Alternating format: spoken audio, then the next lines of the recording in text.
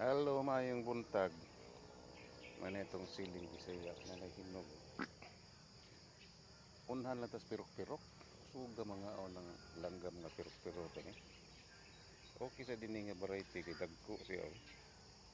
Light green siya samtang hilaw pa. Nahala katulo na yung mga yuta diha nga wa tamni. Tamni na ninyog siling Bisaya kay ang presyo karon sa siling Bisaya di gin moubos sa 300 ang kilo.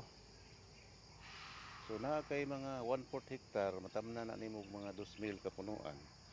Muharbis na kaana og naa sa mga 30 kapin ka kilo kada semana o sobra pa o kaduha ka magharbis sa semana kung di mo hurot ni magharbis kay kuti matinood ni harbison pero kwarta ay na lang nabalihan ng kuti.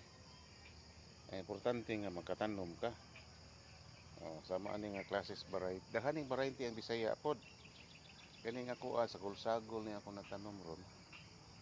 Kani sa nga variety may pagka yellowish siya o light green ba tawag ani samtang hilaw pa. Pero habog ni siya oh. Habog niya dagko po do. Oh na. Kini kahinog ani mo red na siyang mayo.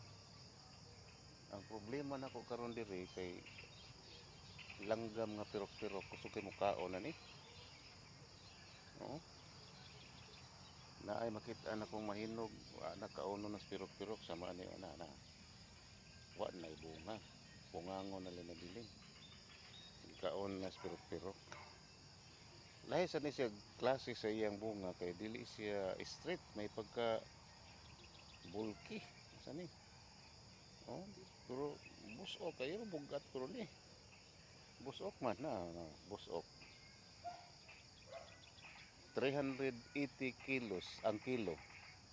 So naa kay 10 kilos na kay 3,008. Na kay 30 kilos na kay 11,000 kapin ang semana. Kuti sa harbison pero maharbis na eh.